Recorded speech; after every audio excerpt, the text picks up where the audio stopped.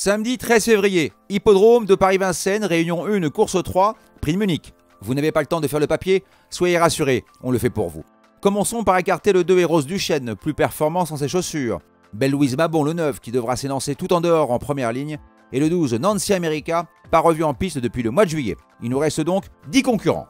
Avec l'As, Brillant Madric, à 10 ans, il est meilleur que jamais comme l'attestent ses 3 victoires durant le meeting d'hiver. Pour son unique sortie sur la distance, le 2 novembre dernier, il s'est imposé dans un excellent chrono, c'est un lauréat potentiel. Unique Uni, le 3, n'a plus à faire ses preuves sur l'hippodrome de Paris-Vincennes. Son entourage a tenté l'aventure dans le Grand Prix de Cornelier sans succès. De retour au Troitelet, sa discipline de prédilection, et de nouveau associée à Eric Raffin, avec lequel elle a terminé 5e du Prix de Lille, elle est incontournable, au moins pour les places. Héros du Trophée Vert en 2020, le 4, Duel du Gers, n'a pas tardé à refaire parler de lui à Paris-Vincennes.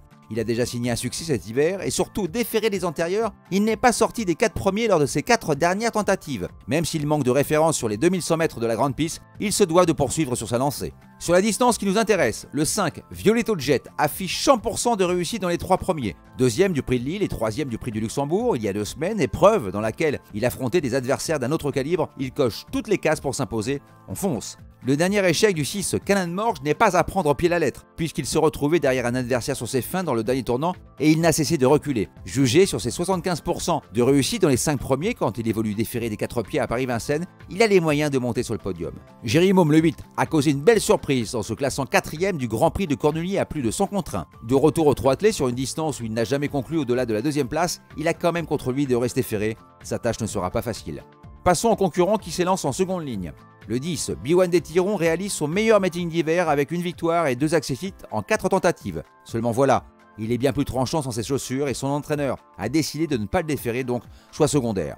Frick Duchesne le 11 est un sprinter né. C'est l'un des trotteurs les plus rapides au départ avec un record de 1,11. Loin d'être ridicule dans le prix de Bourgogne qualif 5 face à l'élite, sa pointe de vitesse peut faire des merveilles dans la dernière ligne droite.